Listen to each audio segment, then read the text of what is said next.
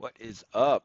Student loan on-ramp officially ended this week, and there were a couple of different court decisions impacting Biden's student loan debt relief. Let's break it all down in this week's Ion News.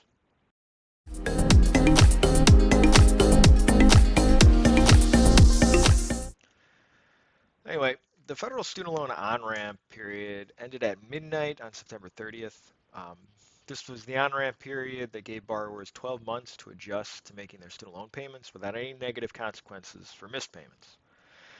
However, it looks like many student loan borrowers didn't make payments during the on-ramp period. Multiple reports show that between 25 and 40% of borrowers did not make on-time payments.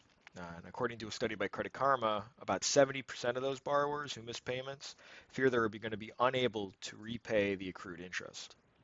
Now, during the on-ramp period, if a borrower became more than 90 days delinquent, a servicer would just place them into forbearance. So currently, there are over 2 million borrowers in the 31 to 90 day delinquency status, and a little over 1 million in the 91 to 108 day delinquent status. However, we're thinking that the servicers are going to bring all delinquent borrowers into current standing before November 1st. This would give all borrowers an equal starting point, but based on the behavior over the last 4 years, that includes the 3-year COVID period payment pause and the 1-year on-ramp, it's unlikely that many borrowers are going to make any payments.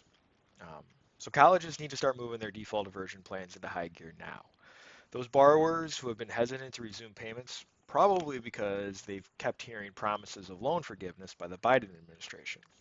Unfortunately, for the Biden administration, their student loan debt relief is still in legal jeopardy.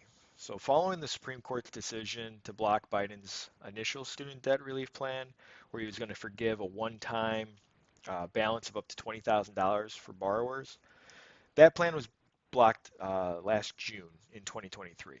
So, they released Plan B earlier this year in April. That plan would provide about $73 billion in relief for 27.6 million borrowers who met several qualifications.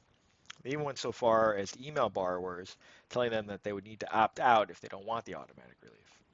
Fortunately, about a coalition of 6 GOP-led states filed a lawsuit and caused a temporary restraining order. So earlier this week, Georgia overturned that restraining order and moved the case to a Missouri court. That Missouri judge halted the plan again. So as of right now, Biden's forgiveness plan will not move forward. It's unlikely they'll make any progress before the November election. Now, the Education Department has released a statement saying that they're going to fight the broken student loan system and provide relief, but they're also still fighting their SAVE program, which is also under an injunction, and that next hearing is scheduled for October 15th. So that's all for now. Tune in next week. Thank you.